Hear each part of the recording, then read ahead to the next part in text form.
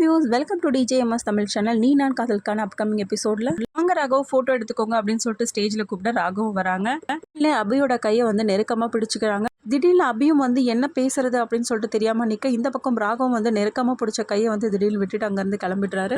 பண்ண இந்த விஷயத்த நினைச்சு ரொம்பவே குழம்பி போய் நிக்கிறாங்க. அபியும் கீழே இறங்கி போன ராகம் ரொம்பவே மனசு கஷ்டத்தோட இப்ப கூட நமக்கு சான்ஸ் இருக்கு அபி கிட்ட நம்மளோட காதல தெரிவிக்க அப்படின்னு சொல்லிட்டு நினைச்சுக்கிட்டு என்ன பண்றாரு யோசிக்கிறாரு. அபியை சொல்றாங்க, சரிம்மா ரூமுக்கு போய் கொஞ்சம் ரெஸ்ட் எடுத்துக்கோ அப்படின்னு சொல்லிட்டு அபியும் கீழே இறங்கி ரூமுக்கு போறாங்க. எப்படியாவது இந்த கல்யாணத்தை நிறுத்தி ஆகணுமே, எப்படியாவது அபிகிட்ட பேசி ஆகணுமே அப்படின்னு நினைச்ச முரளி என்ன பண்றாங்க, ரூமுக்கு வராங்க.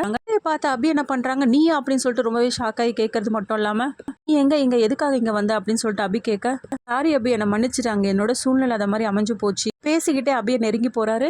சமயத்துல அபி கிட்ட தன்னோட காதலை வெளிப்படுத்தலாம் அப்படின்னு சொல்லிட்டு ராகவ் அந்த ரூமுக்கு வராரு.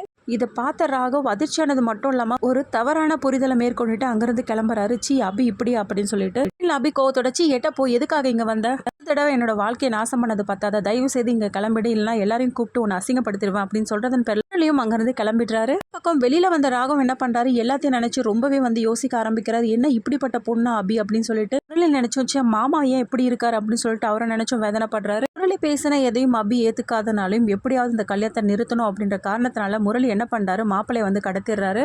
மாப்பிள்ளையை காணுமே அப்படின்னு சொல்லிட்டு எல்லாருமே தேட ஆரம்பிக்கிறாங்க. என்ன இது ஒரே கூச்சலா இருக்கே அப்படின்னு சொல்லிட்டு வெளியில இருந்து வந்த ராகவ் என்ன பண்றாரு, உள்ள வந்து பாக்குறதுன்னு பேர்ல மாப்பிள்ளை வந்து காணாம போன விஷயம் வந்து தெரிய வருது. இதனால அதிர்ச்சியாகி போய் மனசுக்குள்ள நினைக்கிறாரு, இது எல்லாத்துக்குமே காரணம் அபி முரளி இவங்க 2 பேரா தான் இருக்கும். தானே இந்த கல்யாணத்தை எப்படி நிறுத்திட்டு இருக்காங்க, இந்த கல்யாணத்தை நம்ம எப்படியாவது நடத்தி ஆகணுமே, அதான் நம்மளோட அக்காவோட வாழ்க்கையை வந்து நம்ம காப்பாற்ற முடியும் அப்படின்னு நினைச்ச ராகவ் என்ன பண்றாரு, ஏற்கனவே அபியோட கல்யாணம் நின்று போன நினைச்சு ரொம்பவே வருத்தப்படுறாங்க பாட்டிமாவும். அந்த சமயத்துல ராகவ் என்ன பண்றாரு, அபியை நான் திருமணம் பண்ணிக்கிறேன் அப்படின்னு சொல்லிட்டு ஒத்துக்கிறாரு. எல்லாரும் சமாதானப்படுத்துறதன் பேர்ல அபி ராகவ் இவங்க 2 பேருக்கும் வந்து நல்லபடியா திருமணம் வந்து நடக்குது.